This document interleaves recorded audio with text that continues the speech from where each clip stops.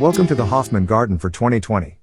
Our family has always had a garden, no matter how small, wherever we happen to live.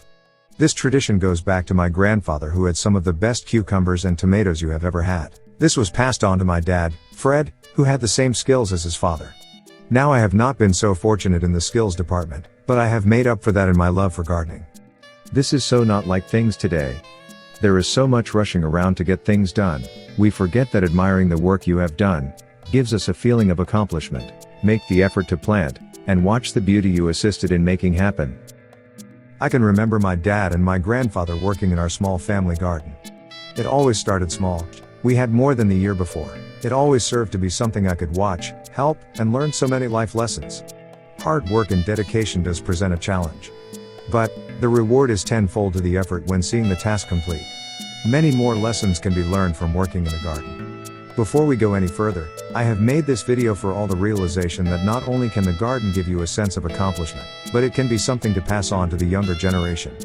It is up to us to establish a base of beliefs, and a belief system that our young people can understand the basics of life.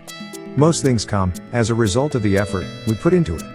It does not matter how basic it must seem, and most of the time, the more simple the challenge is, the more rewarding the result. Once the garden starts to produce, we can then give our youth the lesson of sharing and making sure they know the real value in life is loving our neighbors and sharing what we have. That is when we really start to see what the garden means to us. You know, I used to think I had a hard childhood, and at the time, probably so. However, as I look back on the times I worked while my friends played or took care of their own interests, I now really appreciate what lessons I learned. The value of our life is not the time we have here, but what we do while we are here. That is especially true for caring and showing love for each other.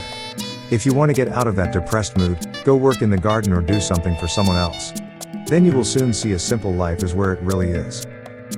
Thank you from the Hoffman family for joining us on this video. Make it a great 2020.